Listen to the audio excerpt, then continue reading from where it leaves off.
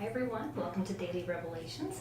This is a Bible study that we go through one Bible book a week, and right now we're going through Daniel, and we're on Daniel 2 this week, and today is our fourth day in this study. And so on the fourth day, if you haven't downloaded the planner, because I always tell you down in the notes, look at that, just know that on the fourth day, we focus on the who, what, when, where, why, and how of the chapter, so that you can kind of dig apart a little bit. It's not a typical way you would read through a Bible book, but listing out who, what are the names, who are the people mentioned in that, what time period was this in, what was going on, how were these people responding, how was these situations playing out, answering all those questions, make you think from different perspectives, and also just letting the Holy Spirit speak to you as you're doing that. So that's what I want you to do.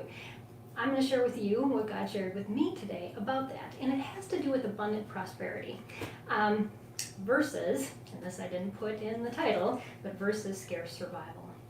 Because we see two men playing out roles, and one is desperate for answers, and the other is desperate for answers.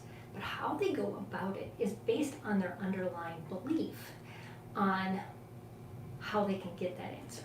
So we see the king, Nebuchadnezzar, has his dream, and he is desperate to figure out what his dream is about. And he's not about to disclose to his people that he summons to give them any hint of what's going on, because he doesn't want to be tricked.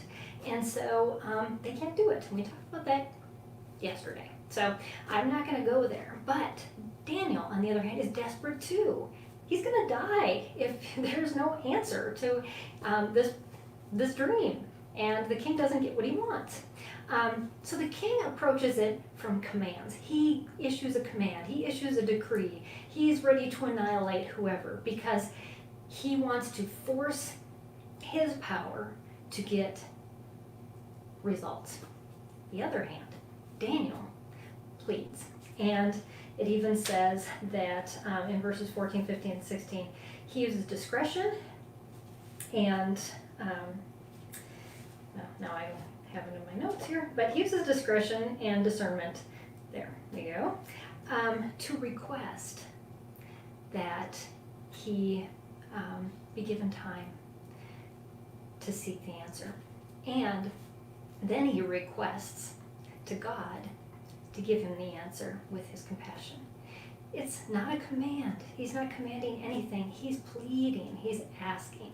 And the results of that is that Daniel gives praise to God, because he understands that God is abundant. He has everything that he needs when he's in God's presence and when he requests from God.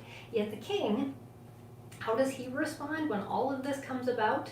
Well, he bows down to Daniel. He tells him his God is great, and then he gives him a bunch of gifts. And really, it's very superficial. It's just one of those pleasantries to say, oh, yeah, this is good. But we know as we go on, the king really hasn't changed. So anyways, it's something to think about with our own lives. When we face difficult situations, and I'm in the middle of one too, I have emergency surgery tomorrow. Not something I'm looking forward to, but I know I worship a God who is abundant and who will provide and will give me everything I need in the time. And so to just request, God, would you just give me today what I need? Give me tomorrow what I need. Heal me in the time that I need to be healed.